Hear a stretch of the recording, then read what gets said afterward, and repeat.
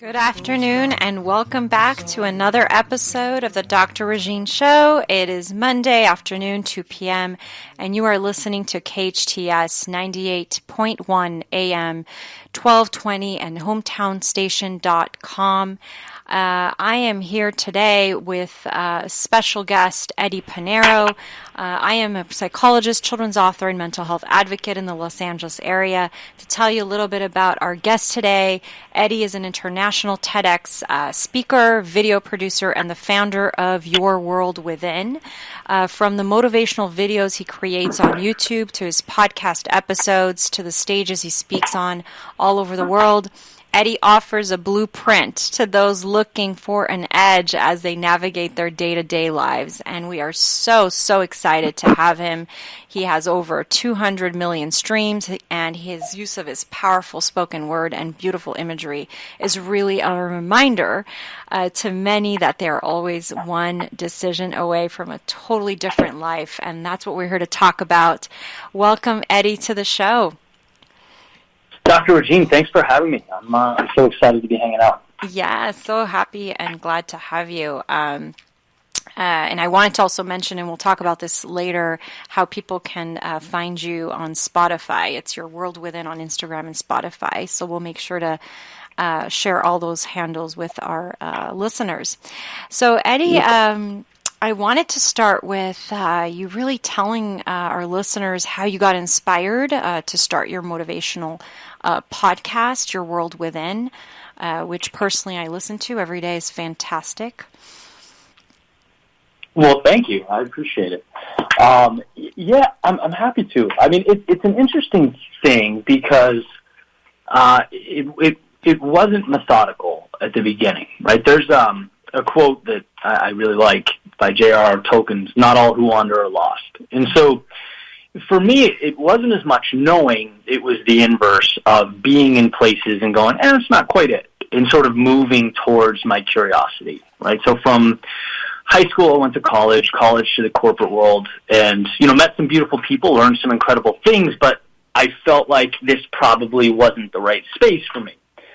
And basically wanted to follow that creative spark. And so I was in Boston at the time, writing music, taking the camera out, making little films, producing other artists, doing creative writing, just sort of like exploring. And ultimately you get to that point. I always joke, like, it's so fun to say, you're an entrepreneur and you're leaving and, you're going to go set out on your dream, and then the dust settles and you're a guy in your mid-20s sitting in an apartment in his boxers, like with money dwindling, right? It's like, oh my God. Yeah.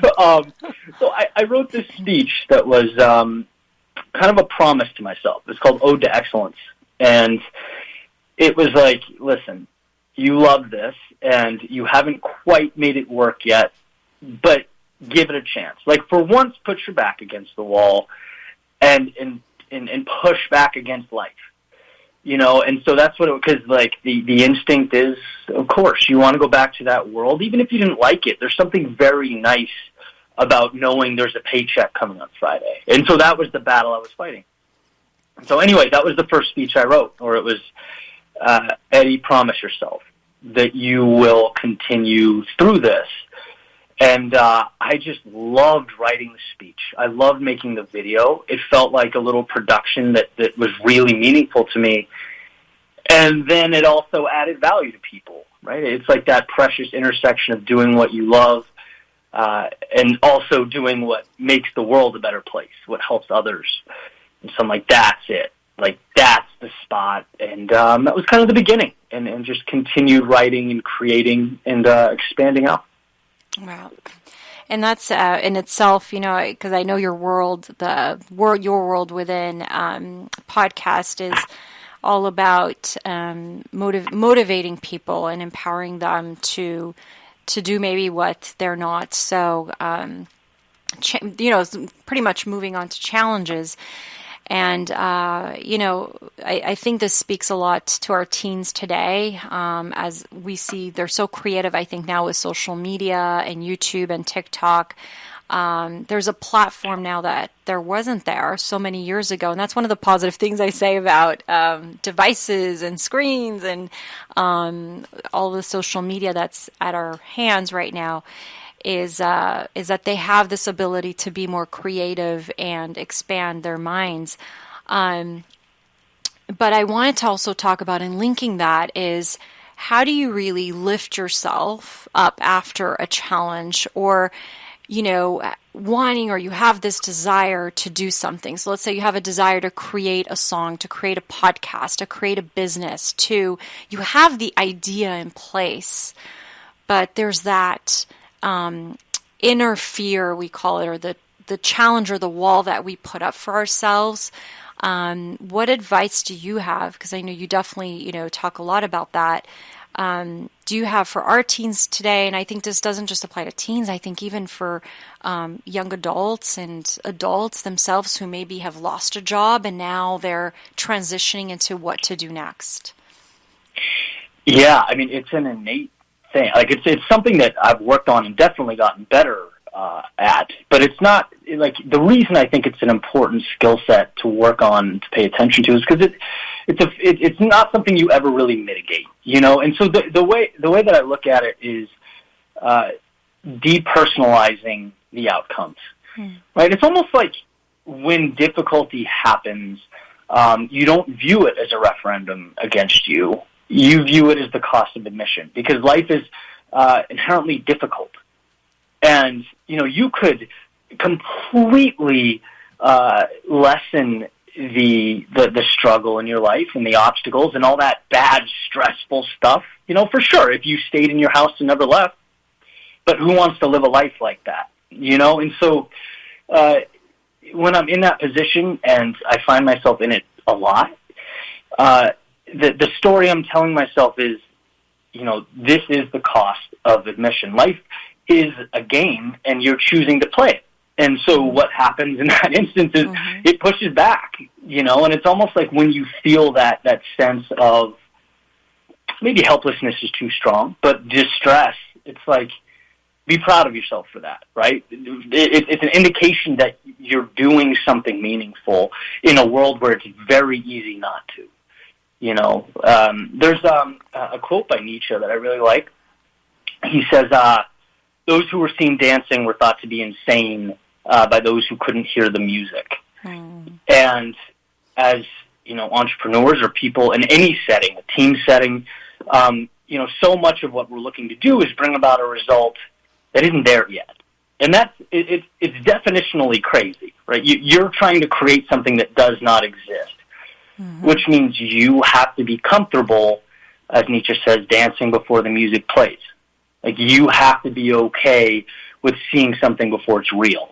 And there's solace in that. There's comfort in that. I mean, I always joke, the first couple of years I was doing this, no one, my audience was very, very small. So we're not like, and I had to look myself in the mirror and sort of explain that to myself. Like, the way you feel right now, your ego being attacked right now, you have to differentiate that. You have to depersonalize that. This is a process. Life is a process. And I think the better we understand that, the more effective we'll be, and we'll be able to do some incredible things.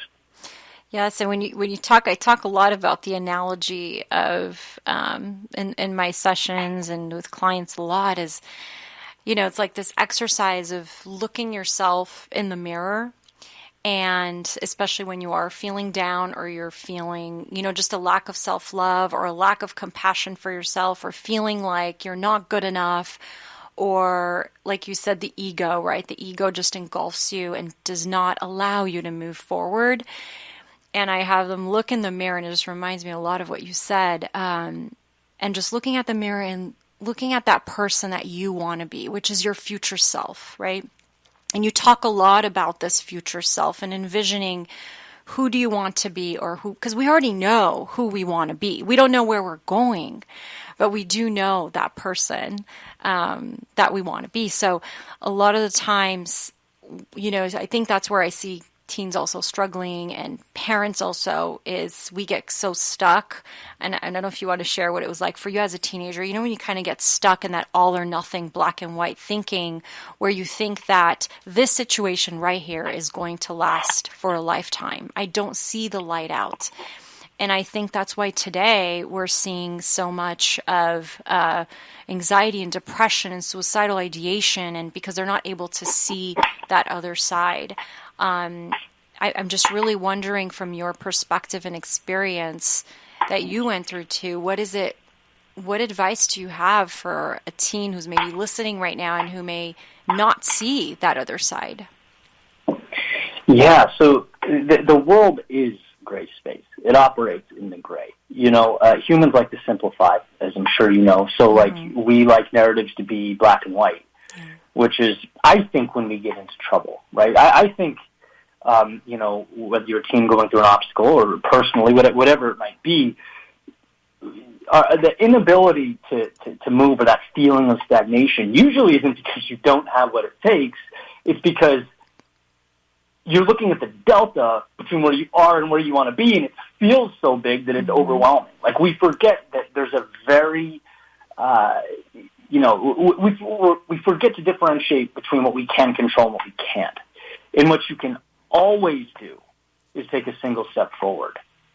You know, that is power. Understanding that if you look at your situation as a dark room, there's a light switch within an arm's reach.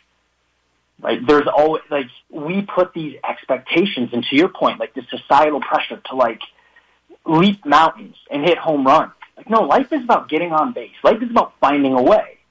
And, you know, social media does sort of create this highlight reel where, you know, people show the good stuff, not the bad stuff. So we think that, you know, everything's perfect and everyone's living this grandiose lifestyle and over there is amazing. It's like, no, that's not how it works.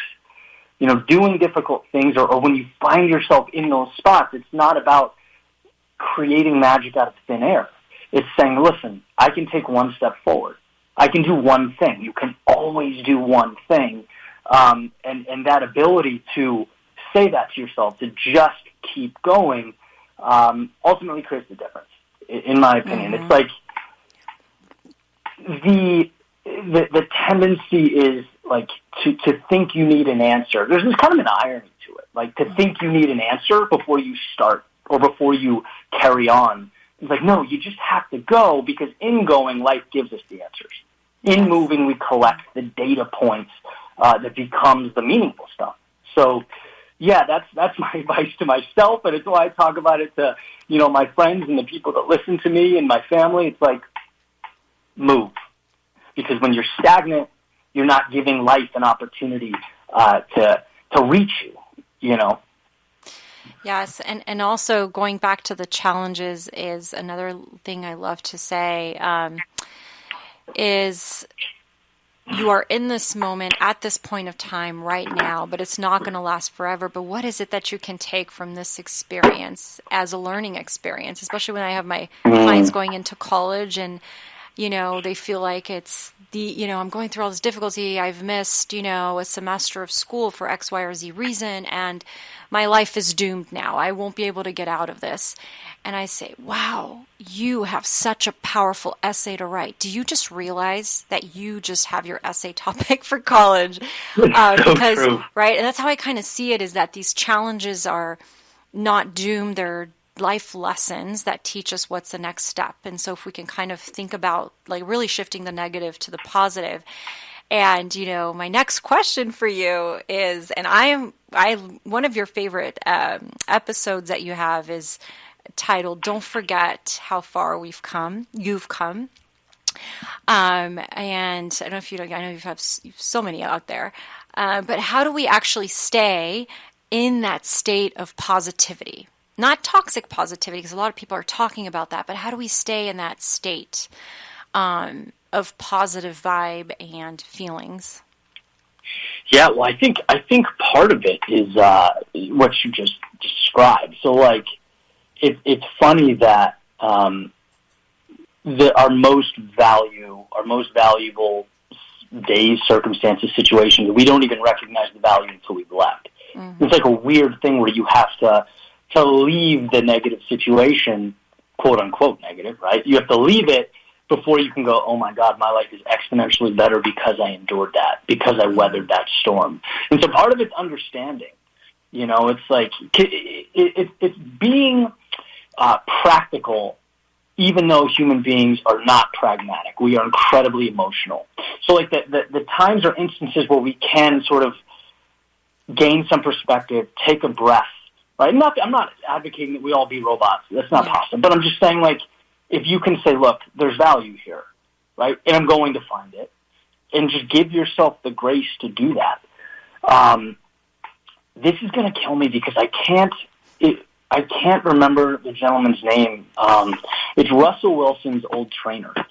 Maybe you know his name. He passed away recently, but he wrote a few books, and he talks about neutral thinking, like the ability to not be negative. Obviously, you're not thinking about what can go wrong. That does no good to anybody. But you're not, saying everything's going to be great, everything's going to be perfect, this is wonderful, gravy. It's like, no, you're looking at the task at hand, and despite how it might feel, you're looking at it as pragmatic as you can, saying there's a win here, I'm going to find it. What am I going to build with the pieces around me? Because that's really all we can do.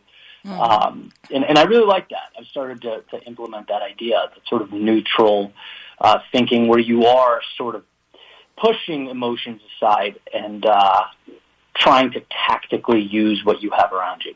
Yes. And it just reminds me of just taking one day, each day at a time, and just focusing on today or tomorrow, and not thinking too long-term off, because I think that also creates a lot of anxiety and different types of feelings.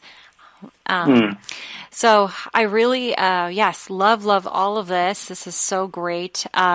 If you would share right now really quick, what is one of your favorite podcast episodes before we go into break? Yeah, so just sort of describe a story? Yes, that would be great. Oh, cool. Okay, so this is one of the first ones I ever wrote. This was as I had left the corporate world and was sort of in that gray space where I was trying to figure myself out and very nervous. So I remember, I'd run every morning before work. On this particular day, it was in Boston. It was cold, snowing, and I went out and looked outside, saw the sleet coming down, and I thought, no, not this morning. Went back in, and then for some reason I grabbed a beanie and gloves, and I'm like, let's just do it. It's miserable weather, but let's get it over with.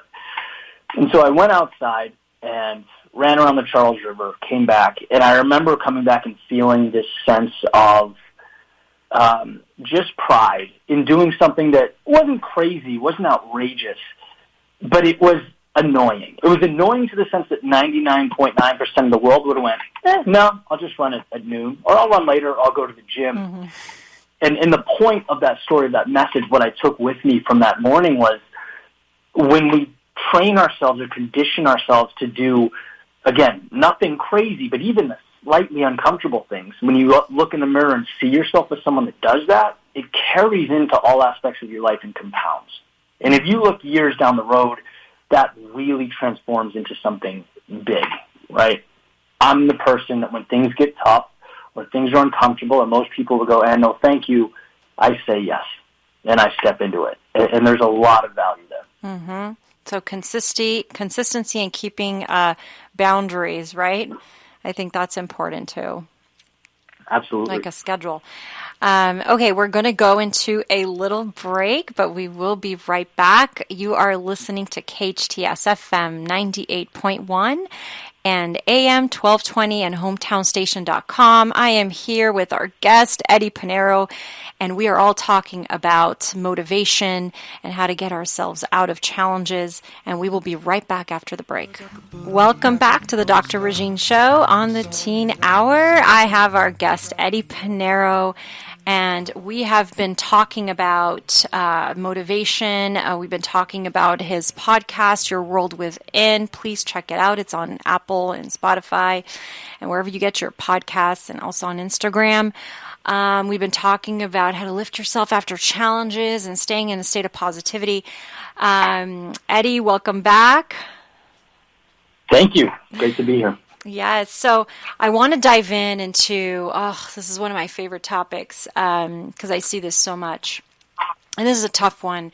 And this one is letting go in general, right? So letting go in general, and you talk about this so much.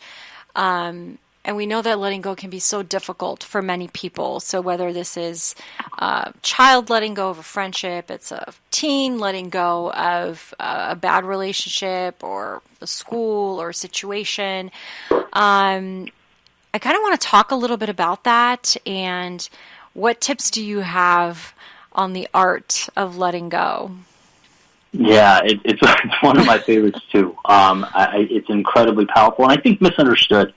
The biggest mental shift I had there was reading Essentialism by Greg McKeown, who, if anyone hasn't read that, it's a great book, bestseller. And, basically, he says there's this idea that when we want change in our lives, a lot of what we need to do is acquire. How can I get this?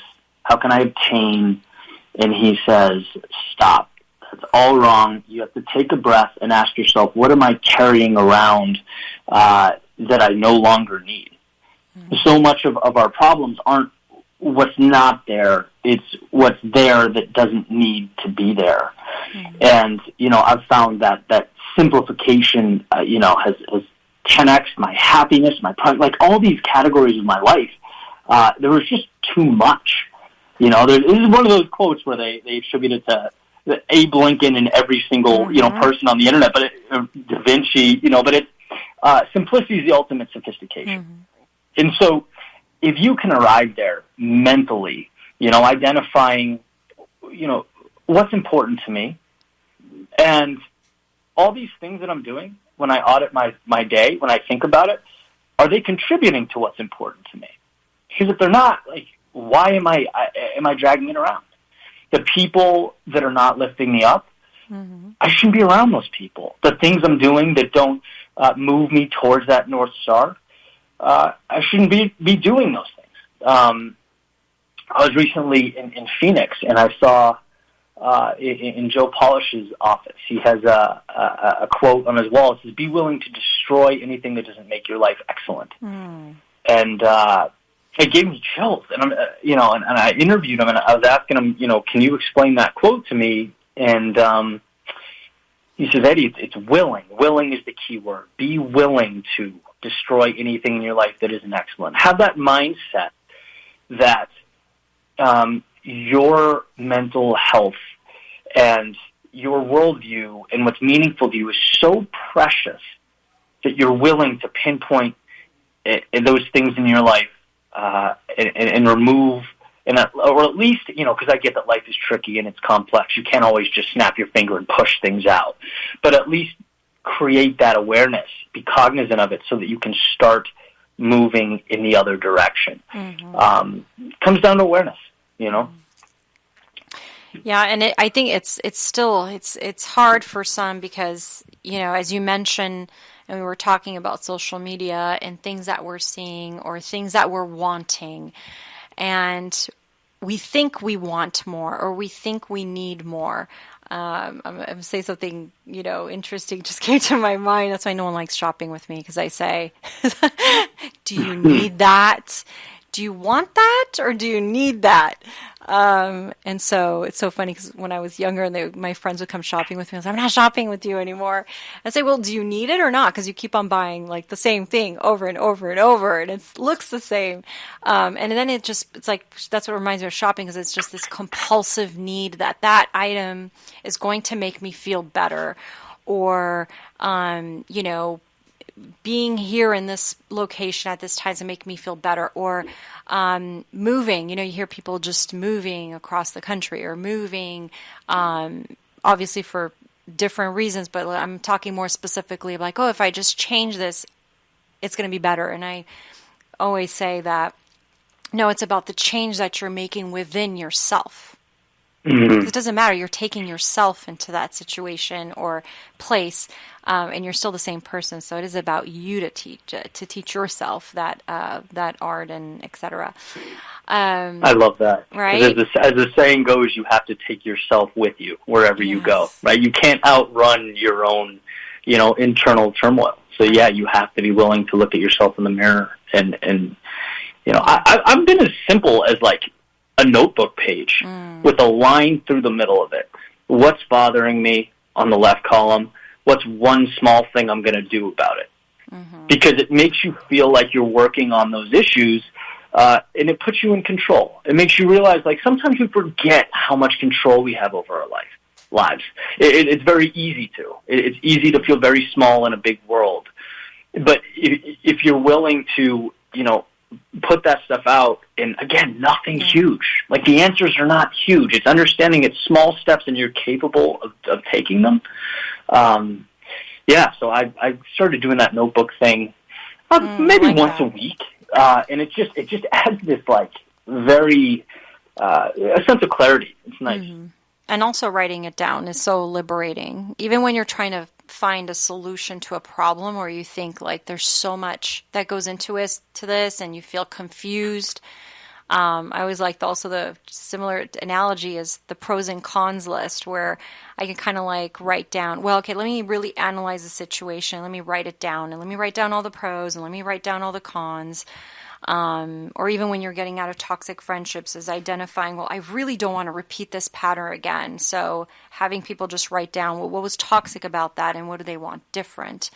And I don't want to lose that term loosely, because for me, toxicity, which goes into what we're talking about, the letting go, it's just a vibration match, right? Because what we identify as toxic is just not matching our vibration, whether it's in any type of relationship, friendships, even when, teens going to a new school, it has to match, or a client finding a new therapist. I say this a lot to new clients coming in.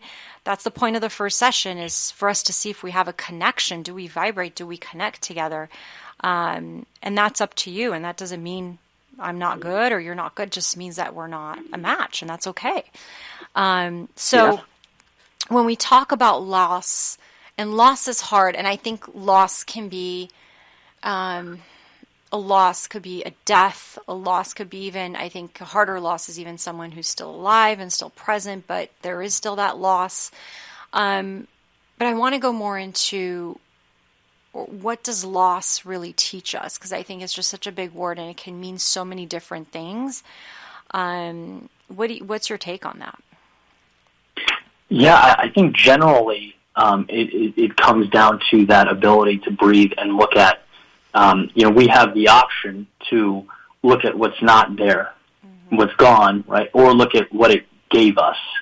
And that's been something like people in my life. I've lost some very important people in my life, and there's no way of mitigating the emotional peak. Like you grieve and you're sad, and of course, but the saving grace is they brought something to you that you never would have had. You're a better person now. You have things now. You look at the world differently than you would have. It's a perspective, and I think that's what it all comes down to. Like, in these moments, it's like, are you willing to find the value that most people walk right by? I always say, like, the corporate world, for example, like, I left that behind. That was a loss in my life, and it'd be very easy for me to just chalk that up as a big X and a waste of time, and, wasn't me. But, like, the reality is there's so much I learned from that. I learned about people in that environment. I learned about succeeding in teams. I learned about, it was right out of college. So for me, it was like hanging out with these people 30 years older than me and going, oh, okay, we're all the same. Like, we just want to feel valued. Like, there were so many things that as I moved on, scared and uncertain, took that value with me. It took a little bit of time, but And I think that's what we have to be willing to do is find that lens. Yes, and as you were talking, it reminded me about the corporate world, reminded me of a rainbow. And when you think about what were you doing before, a lot of people don't know about me. So I used to work for, this is when I was in college. One of my other passions is makeup, and I used to work for MAC Makeup. And I was a trainer, and so that's one thing, like, people are a little shocked, like, oh, wow, you used to do that. But it kind of reminded me of that because it was such an amazing experience to such a young age to just learn not only the business, but learning how to also interact with so many different personalities. And now when I talk to teens a lot, or even, my older one who's going off to college, just advising her, like, think outside the box. I know you love writing. I know that's your passion, but think about what else can you do to expand your mind. And, when we're talking about looking for a job, because it's not really about the job. It's about what you do with it, right? But that also ties into loss, because in their mind, it's a loss of, well, I'm losing time because I'm not doing my career, so to speak, or what I really want to do. But I just love that variety. And also when you mentioned what loss teaches us, what else do you feel, when we think about, even besides like work or friendships, what about when you're grieving the loss of someone who's possibly passed, or who's still alive, but you don't really have a connection? And I think this ties into forgiving, right? Forgiveness of the past. I know you have a lot of great episodes on that as well. Yeah. So my grandfather, who, he's like a third parent in my household. Like, he was a hero, and still is a hero in my life. And when I was in high school, he had brain cancer, and I didn't quite understand.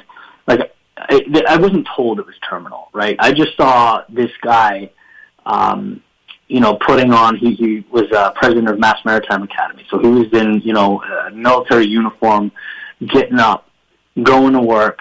My grandmother would be sad, and he would say, he'd crack jokes. He'd be like, I'm fine. It's all in my head. Just putting everybody at ease. And, one thing he did was he took me to breakfast. And he said, I want you to understand something. Like, there's going to be some difficult things that are going to happen, and you won't understand them. But I need you to know that you're stronger than you think you are. And that message to me, like, I almost wish it resonated more in the moment. He'd say that. You're stronger than you think you are. You're stronger than you think you are. And, as an adult looking back now, it's like, I get it. I understand. Like, we can do incredible things by just trusting ourselves to endure the storm. I don't want to. Well, I think it's one of my favorite metaphors. So if it's a little too out there, just tell me. In Unbroken, I don't know if you've seen the movie or read the book, but it's one of my favorite books. Louis Zamperini, who's a runner, and he in World War II fights for the U.S. and his plane is shot down in the Pacific, and the Japanese capture him, and he's going from camp to camp to camp. He's being beaten. He's being tortured. He's watching his friends die, and all these just horrific things, okay? And then, he's lost everything. And the war ends, and as the Americans are sort of giving aid to the prisoners and taking them back to American bases, someone asks him if he could do that again, and he says, I'd rather die. And the reason that cut me to my core is because you can take everything away from someone. Their life can be absolute hell. But if they're focusing on simply getting to the next day, they're putting one foot in front of the other, they can do the actual miraculous to the point where the enough time goes by, he's saved, he looks over his shoulder, and he survives something that like seems insurmountable. It doesn't seem real to have lived through what he did. And so it's so big that he looks at it and goes, I couldn't, I'd rather die. You know, and it's like, it's incredible what his courage and strength to get to the next day did for him. It's just such a beautiful, powerful message. Yeah, no, I love that. And, you know, when we talk about just whether we're talking about various mental health issues, substance use issues, whatever it is that someone is going through, especially with teens, is for them to kind of see that forgiveness within themselves and move forward, and that we do not stay the same. We are constantly growing as humans, right? We're growing, we're changing. And, you know, I was discussing with a colleague about this. It's so interesting when people point the finger, you know, and I'm sure that's happened to me. It's happened to so many people where it comes more from a place of judgment. And, you know, when people even ask me, like, how do you stay positive when things like this happen? And for me, it's about, you know, what is it that I can give back to that person who is judging me on the other end? Because at the end of the day, judgment is about maybe something within me that they are actually wanting or admiring or triggering their inner pain. And it's so hard, right? We were talking about earlier about positivity. It's so hard to see the positive in other people, to see growth in the other person if you're not growing, right? Yeah. So those are just some really awesome things that I would love for us to continue to talk about. And before we go into a break, just really briefly, Eddie, I wanted to ask you, you know, about adjustment, because adjustment is such a hard part too for parents, for teens. Now, again, adjustment just in general, and people can take it as they would like, what's happening.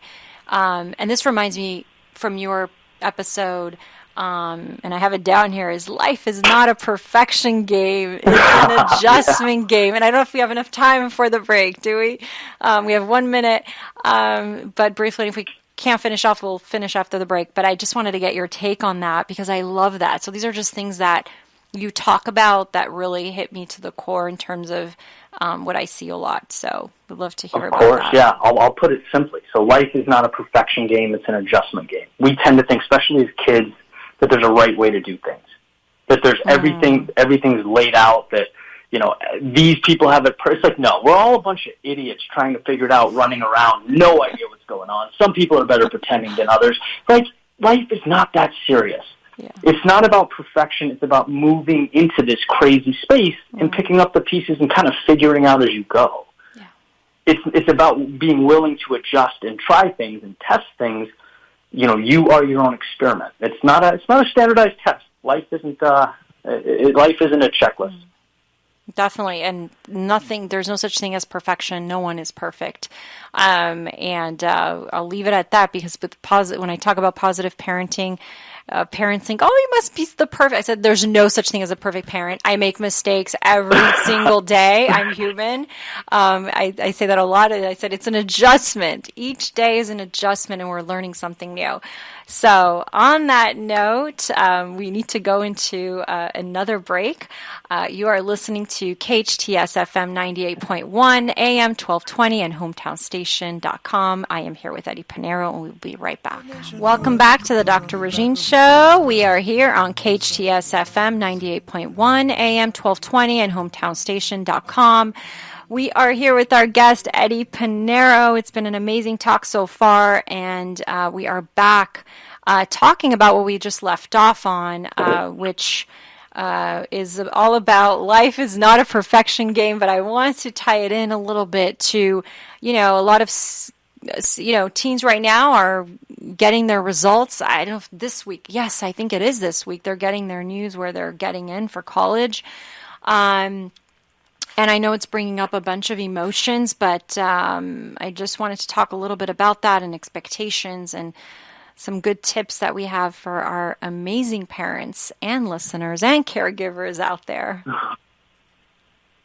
Yeah, no, absolutely. It's an exciting time. It really is. I think the expectations are what can drive outcomes that we don't necessarily want. So, in other words, like, life is not straight lines, life is circles.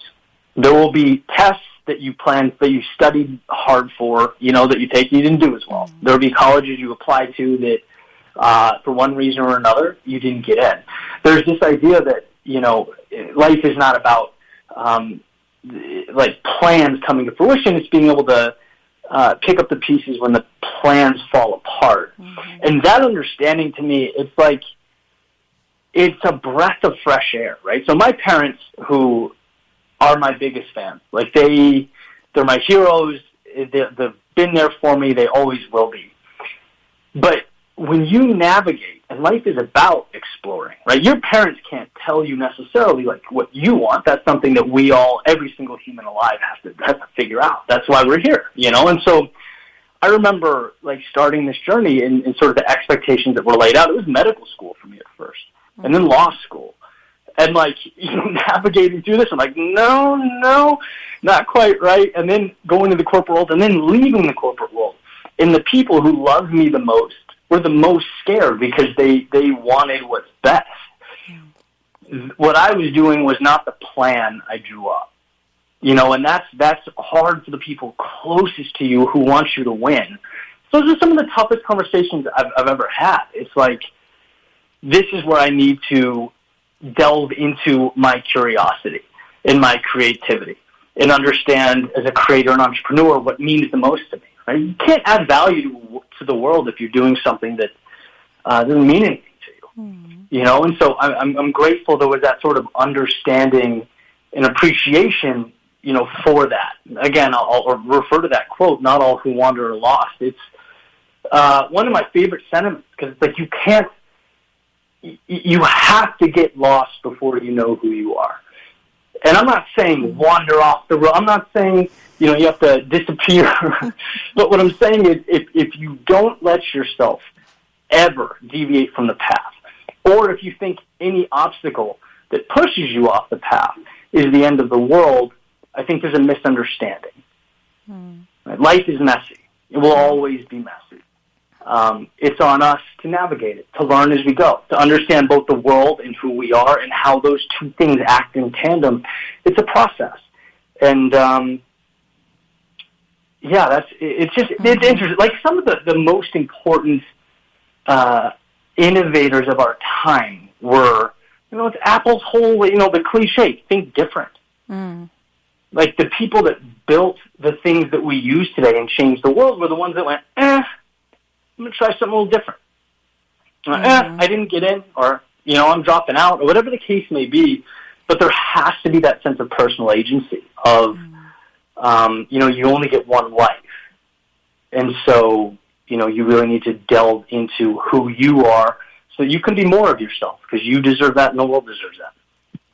And as you were talking about that, so true. It's kind of like, it's like a 2-year-old, or not a 2-year-old. Let me go back. It's been too long for me.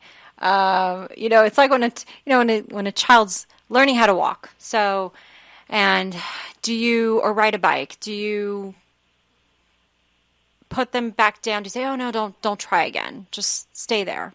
No, you keep on pushing. You keep on pushing. So I like that analogy, because it just reminds me of how we encourage them to get back up and try again, get back up and try again, or a teen trying to pass their permit or driver's license. You know what? You got to retake that. You failed it, take it again. You fail it. You don't just give up. Same with school, right? If you are not passing, you can't just give up on school, right? You'll eventually have to continue and graduate. But at the end of the day, whether you're taking your GED or whatever route you end up taking, you're still going to finish, right? And I see the same thing with life's challenges and things that are presented to you. you didn't get in, try something else. But I think that's where the blockage comes, and that's where we're talking about the challenges and not seeing the light at the end of the tunnel where, well, there's nothing else for me to do.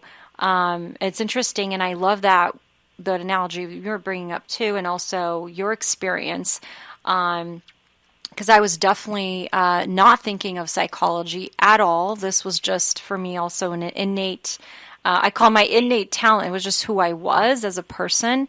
And it was so interesting how I just fell into it, because I was, my dream was to work for the UN, also with kids, but I was very into politics and international relations, so very different path, and very determined to get to that path, but something just happened and didn't work out. So that's what I always want to also empower our parents and teens, and just for them to remember that the path that you had planned, sometimes you don't go that way. Sometimes there is another route.